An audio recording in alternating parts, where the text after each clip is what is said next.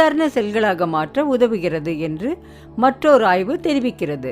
புற்றுநோய் நோயாளிகளுக்கு இது மிக சிறந்த மருந்தாக இருக்கிறது.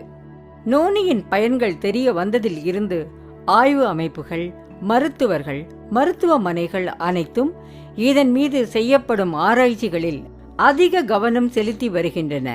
பற்பல நோய்களை குணப்படுத்தும் மருத்துவ குணங்கள் நோனி பழத்தில் மறைந்திருப்பதை அவர்கள் தெரிந்து கொண்டிருக்கிறார்கள். இன்றைய தேதியில் உலகம் முழுவதிலும் நோனி பயிரிடப்பட்டு வளர்க்கப்பட்டு ஆய்வு செய்யப்படுகிறது. இப்பொழுது நாம் அஸ்வகந்தாவை பற்றி பார்ப்போம். ஆயுர்வேதத்தில் அஸ்வகந்தா எனப்படும் அமுக்ரா கிழங்கு மிகவும் பிரபலமான மருந்து மூலிகை.